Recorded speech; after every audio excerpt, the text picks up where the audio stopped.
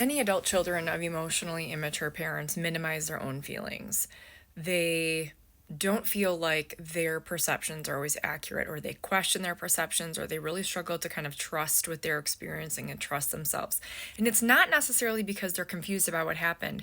It's that many times in childhood, their experiences were denied or dismissed or invalidated. And so as a child, they really began to question whether or not how they were feeling was valid. It really is a pattern where children will grow up believing that what they're thinking and experiencing and how they're feeling about what they're experiencing isn't relevant or valid because they didn't have that person in their life to validate it for them while they were growing up. So, children are wired to see their caregivers as these kind of all knowing, wise people who have their best interest at heart. And as we grow up and start to make sense of some of our experiences or reflect on things that happened and the contributions that our caregivers made to our experience, we might begin to question whether or not things were really that bad, or did it really happen that way.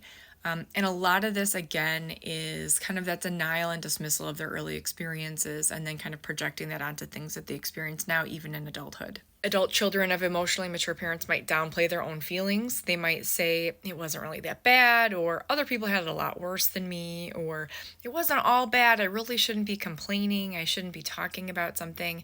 And they might be really uncomfortable kind of expressing how they really feel about things.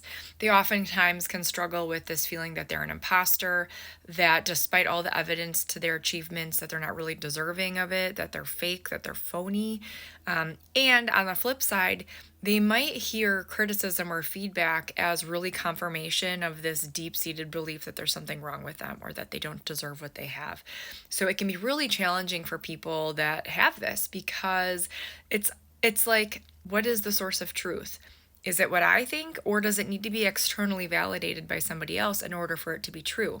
My guess is if you have emotionally mature parents, you didn't get that external validation, so you're constantly seeking it. And knowing what's true for yourself doesn't feel like enough, doesn't feel like that is sufficient enough evidence to validate what it is that you're thinking and feeling because you were conditioned to believe some contrary feeling or contrary experience that was validated by your parents and invalidated your own experience.